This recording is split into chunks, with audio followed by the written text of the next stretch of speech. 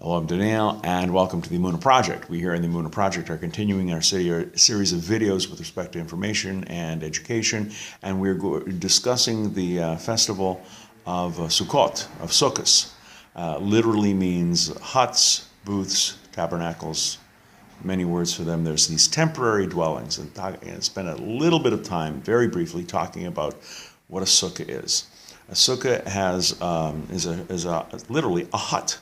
A square, rectangular hut with walls. The walls can't be flapping around. It has to be of some permanence. Some are made from wood. Some are made with material stretched over metal. The roof of the sukkah, it's not a solid roof. It is made from natural substances that grow from the ground. For example, wooden slats, bamboo poles, branches from evergreen trees, all this stuff. It's called schach.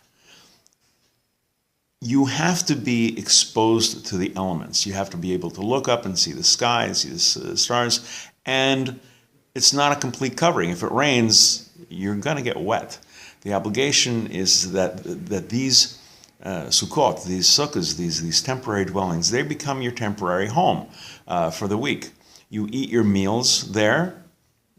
Briefly, what's considered a meal is approximately 2 ounces of grain products. So a slice of bread, some pasta, that's what constitutes a meal. Some people are very strict, and they eat even snacks in the sukkah.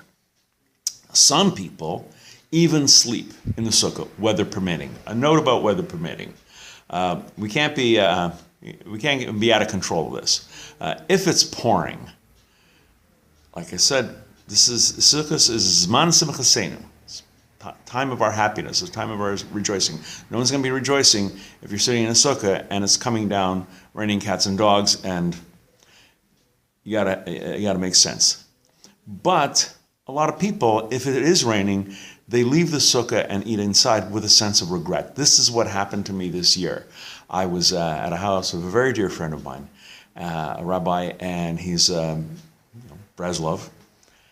And just as it was the second night of Sukkot, and we were going out, and just as we were going out to make a kiddush and to have a meal, it started to rain. First, drops, then a little more, and then a little more. So at about the time of Kiddush, the blessing over wine, it became pretty obvious that we weren't going to be eating in the sukkah that night.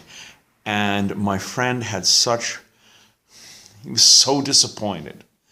He left it reluctantly. He didn't want to leave the sukkah. He wanted so much. We all did. Wanted so much to eat in the sukkah. So we left with a certain amount of regret. It's going to be a rainy Sukkos in my little corner of the great wet north. That's common. The other thing that's common about Sukkos during the day is bees, wasps, hornets. They're attracted to the food, to the wine, to the grape juice, to the fish, and people get very creative in how to repel, distract, avoid bees, but that's all part of the festival. We're going to be talking later about another aspect of Sukkos. First of all, we've talked about briefly the sukkah itself. We're going to be talking about Zman Simchasenu, the time of our rejoicing, and also the Lulav and Esrog. We're going to be doing more videos. Please come back, please watch, please learn, and until next time, on behalf of the Emunah Project, I'm Daniel, and thank you too much.